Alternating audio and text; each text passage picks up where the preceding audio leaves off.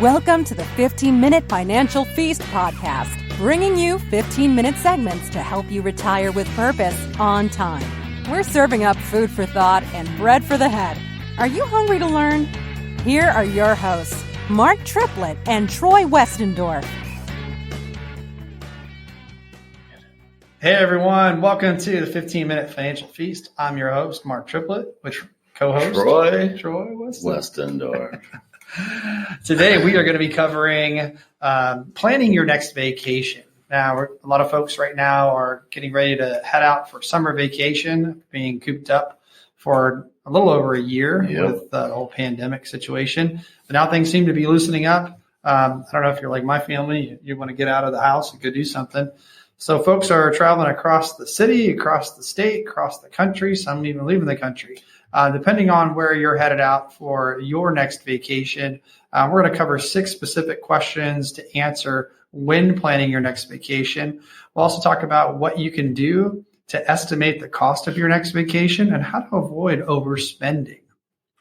Which is big. So the first part of this program is, where are we going? Got to know where you're going, right? Got to know where we're going. Out of the 6 questions, this one seems obvious, but it's the first one that has to be addressed before you can even start to address the other 5 questions. So where are we going? You have to know if you're going north, south, east, or west. Are we going to the mountains? Are we going to the beach? Going to the lake? Where are we headed? We're going to go explore a major city. So figuring that part out first, obviously, is where you need to begin. And then once you've determined where you're going on vacation, now you can start to crystallize the answers to the remaining 5 questions. So number 2 on the list is, well, how will you get there? So depending on where you're going, now we can determine what's the best mode of transportation, right? So Charlie, what kind of modes of transportation do we have? Well, we got the truck. We can take my truck. Right. Hop in your personal vehicle. Yeah, personal vehicle. We can go by plane. We can go by train. Yep. And we can go by bus. Oh, we could. Yeah. Do the old hitchhiking too, I guess. Yeah, hitchhike across the country. Probably hard to do with a family. Yeah, it might be a little hard with family. But we have to decide what mode of transportation is going to be best for the trip we're trying to plan and what is the estimated cost of that. Yep. And the obvious choice for a lot of folks might be hopping in their own vehicle. Right. But when you use your own personal vehicle, you have to calculate in the wear and tear on the vehicle, especially if you're going on a long trip. You're probably going to do an oil change before you leave. Yep. Depending on the length of the trip, you might end up doing an oil change when you get back. That has to be factored in. How reliable is the vehicle? Absolutely. You know, I drove a 2007 F-150 for a very, very long time, and that thing had to be flatbedded on numerous occasions. So around town, I wasn't, I didn't have any problem driving it, and I love that truck. But I wouldn't load up the family and go cross country in it.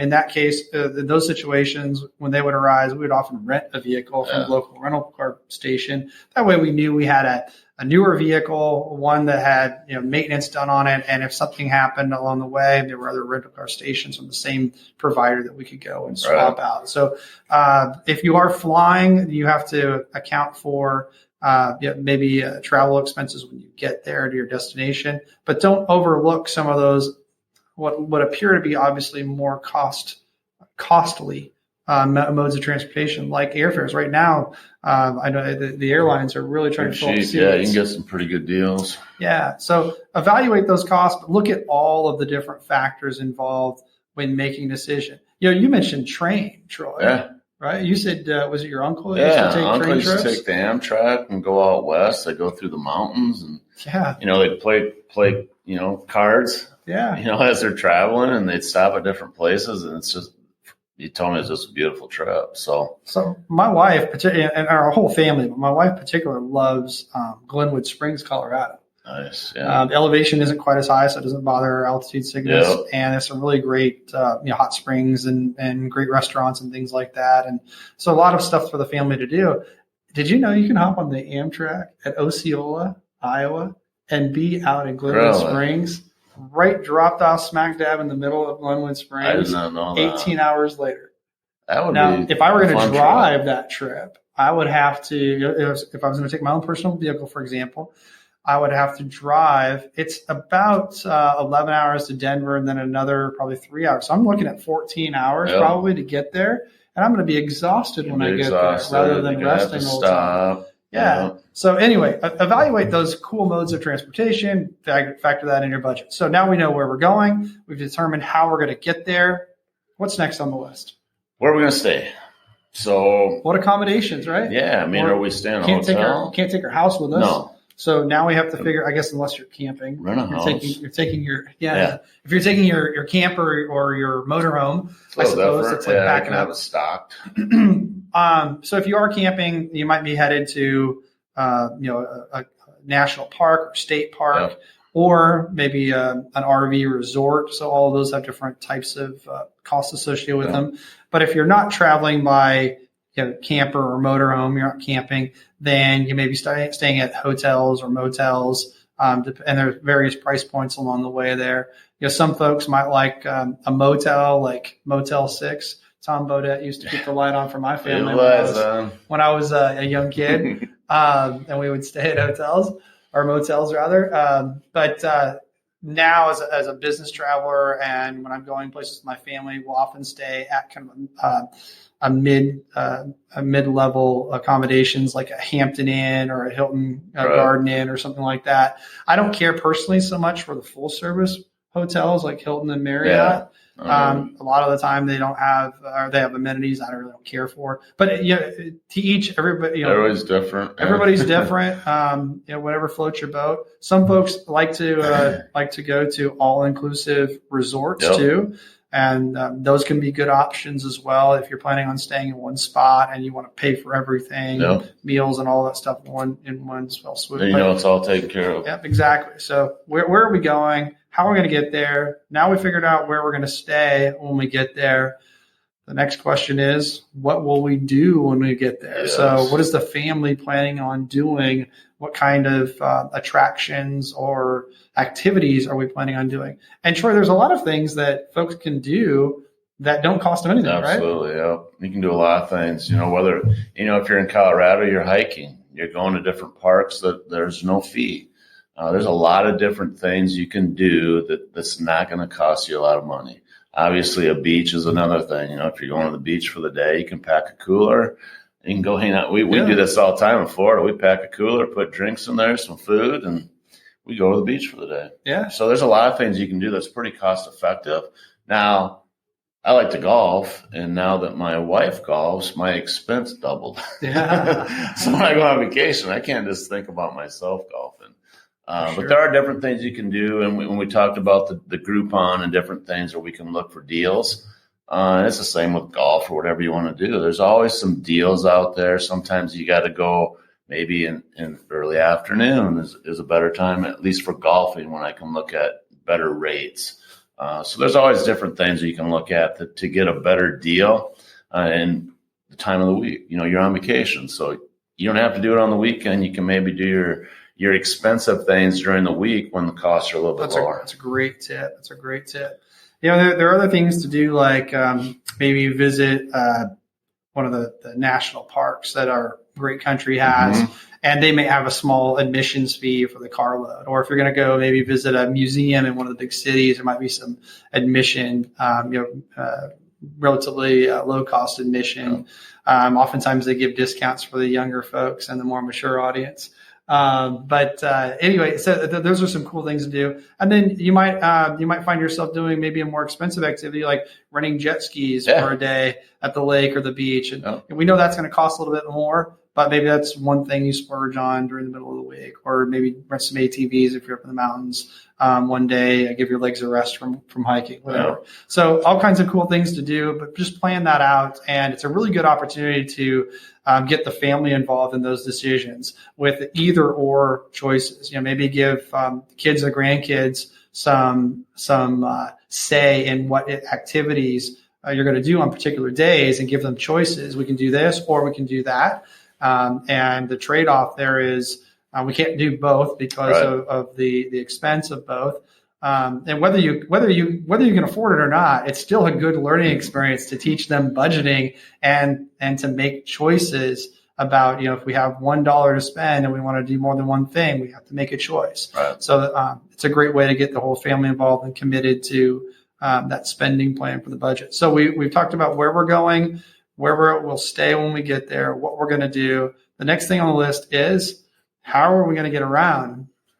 Now, if you're driving your own personal vehicle on your trip, that's an easy question. You still have to factor in the expense of fuel. But if you're flying or taking a train or some other mode of transportation to get there, when you get to your destination, now you have to figure out how you're going to get around. Now, if you go to say you fly to an all-inclusive resort and you're going to stay on a resort the entire time, well, then you don't have to worry about that expense. But if you're flying to a city or you're flying to some other location and you're going to be staying at a hotel, for example, but you didn't drive, you either have to get a rental car, which can be pretty pricey, or factor in other modes of transportation like public transportation, the buses and things like that. I love it when you go to Summit County, Colorado. Yeah, I spend a lot of time in Colorado, don't I? Summit County, Colorado has this great coach that takes you from city to city, from Silverthorne and Dillon to Breckenridge to Frisco, and it's running. It's not 24 hours a day, but it goes late. Yeah, it goes really, really late. So you can go for a nice dinner and some entertainment at night and still get home. Or you might take a ride share like Uber or Lyft or something like that. But factor those costs in. If you're going to leave your hotel in the morning and go to a museum and take a ride share service, factor in $25 for that. And then if you're going to go from the museum and go someplace else for lunch, then factor in the ride share for that. And then maybe from lunch to get back to the hotel, factor in the ride share. Yeah. So you can quickly add up, maybe $75 to $100 a day just in travel expenses to get around. Yeah. So make sure you're factoring all of that in. I like your Colorado deal. I mean, when that was probably my most relaxing trip. We went to Vail with my brother. They had the transit there. We parked the car. I never got in my car again until we left. Isn't that great? I mean, the transit takes you downtown to eat, takes you to the different shops. I'm like, this is nice. You don't ever have to worry about traffic. You really don't have to wait. And there's a lot you don't have to wait. That's up in Summit County, Colorado. But there are all kinds of transportation like that in various cities and things like that, particularly if you're going to be traveling to a major city. The last thing on the list, we got to figure out how we're going to sustain ourselves while we're there. So what are we going to do for meals? What will we plan for meals? And, when you're talking about traveling with a family of 4, for example, that can add up pretty quick. Right? A lot of mouths to feed. But if you are planning your vacation and thinking through all of this, if you're staying at a hotel, maybe part of your decision on where you stay depends on whether or not they have complimentary breakfast in the morning. A lot of hotels actually offer complimentary breakfast and even a hot breakfast. Not just cold cereal, but, full hot buffet.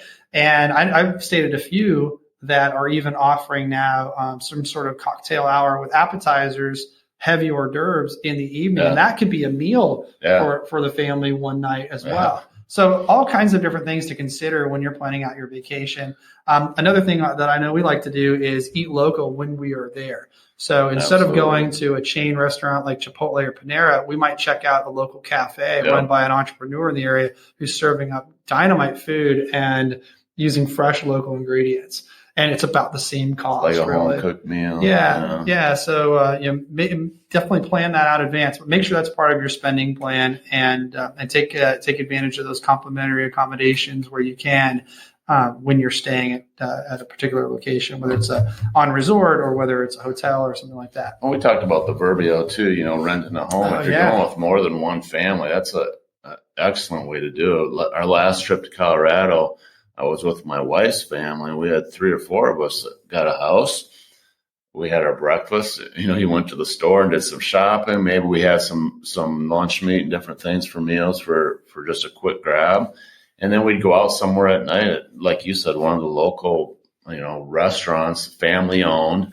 But that's how we did it. And it's really, you got your snacks, everything's there. So it's really like being at home, other than you're in another city or another place and enjoying vacation. Yeah, I'm glad you brought that up. The vacation rental by owners are a great option as well.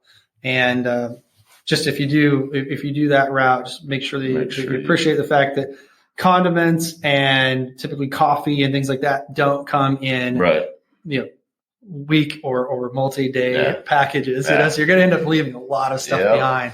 But the folks that come in and clean the facilities afterwards tend to like those. So. They do.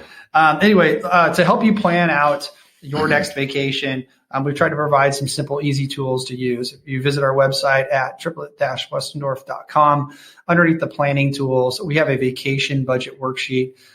So those of you listening to the podcast, you can visit triplett-westendorf.com and download this at no cost. Just click the download button. For those of you watching the video, you can see what's on the screen here, but it's just a simple way to estimate your travel, all of your airfare, lodging, transportation, et cetera, all the things we talked about, food, drinks, all of that stuff for your trip. You can estimate that out and then also track the actual. Now, if you're like me, however, I'm a little bit more detailed. So we actually created an Excel spreadsheet, and the Excel spreadsheet is pretty thorough. So if you want to have more of a detailed approach to planning your next vacation trip, we can actually get you a copy of that as well. We make that available to the folks working with our firm.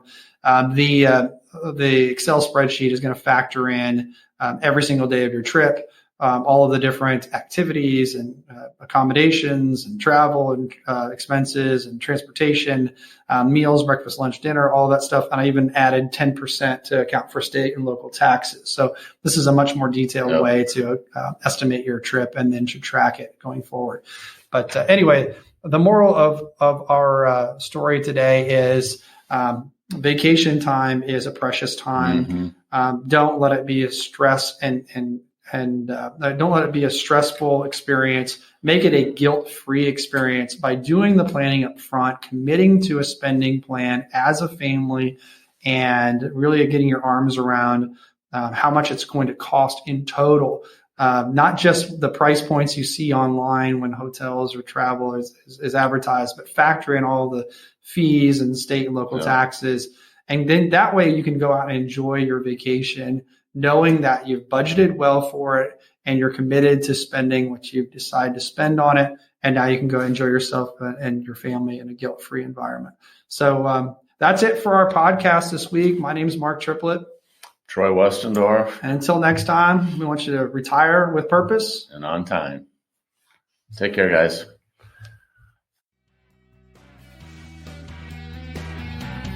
You've been listening to the 15-Minute Financial Feast podcast. Remember, every dollar has a purpose and every dollar has a timeline.